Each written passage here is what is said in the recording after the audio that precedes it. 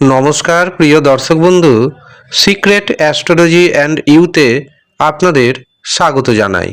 আজকের প্রতিবেদনের বিষয় মোক্ষদা একাদশী।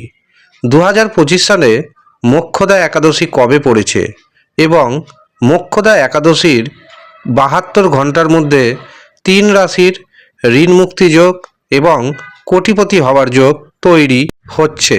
কোন সেই সৌভাগ্যশালী 3 রাশি, সমস্ত কিছু জানাবো এই ভিডিওতে।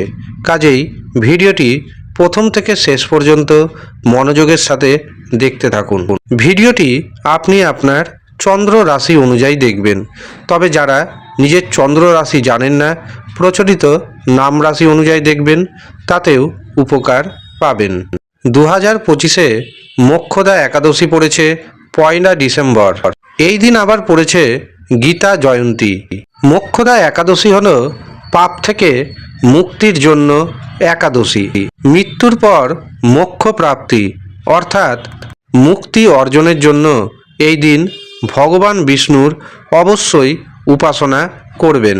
অর্থনৈতিক উন্নতির জন্য এই দিন মাতা লক্ষ্মী দেবী এবং ভগবান শিবের অবশ্যই পুজো করবেন। এই দিনেই ভগবান শ্রীকৃষ্ণ অর্জুনকে গীতার উপদেশ দিয়েছিলেন। এই একাদশীর দিন আপনি যদি একাদশীর মাহাত্ম্য শ্রবণ করতে পারেন অথবা শ্রীমদ্ ভাগবত গীতা পঠন করতে পারেন বা শ্রবণ করতে পারেন, তবে অশ্বমেধ যজ্ঞের সমান পুণ্য অর্জন করতে সক্ষম হবেন। মোক্ষদা একাদশীর দিন থেকে প্রধানত 3 রাশির ঋণ মুক্তি যোগ শুরু হবে এবং অর্থনৈতিক সমৃদ্ধির পথে পা রাখবেন। একাধিক রাস্তা থেকে এই 3 রাশি অর্থ উপার্জন করতে পারবেন।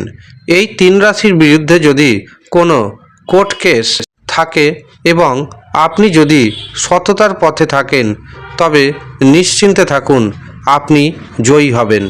শুধুমাত্র রাগকে নিয়ন্ত্রণে রাখবেন, জেদকে নিয়ন্ত্রণে রাখবেন এবং এই দিন অবশ্যই শুদ্ধাচারে থাকবেন। এর পাশাপাশি সাত্ত্বিক আহার গ্রহণ করবেন এবং ঘুম থেকে ওঠার পর গঙ্গা স্নান সেরে নেবেন। এই একাদশীর অপর নাম যেহেতু মৌনী একাদশী, কাজেই এই দিন চেষ্টা করবেন যত কম কথা বলার। মৌন ব্রত যদি করতে পারেন তবে তা অত্যন্ত শুভ। এই দিন থেকে এই 3 রাশি ভাগ্যের পরিপূর্ণ সাপোর্ট পাবেন। ব্যবসাতে নতুন নতুন যোগাযোগ আসবে, সাহস পরাক্রম অনেকটাই আগের থেকে বেড়ে যাবে। সন্তানের কারণে যে মানসিক দুশ্চিন্তা ছিল, সেই মানসিক দুশ্চিন্তা কমবে। সন্তানের ভাগ্যে এই 3 রাশির ভাগ্যোন্নতির যোগ শুরু হয়ে যাবে। আর এই 3 রাশির মধ্যে পড়ে যাচ্ছে বৃষ রাশি, কর্কট রাশি এবং কুম্ভ রাশির জাতক জাতিকা। ধন্যবাদ।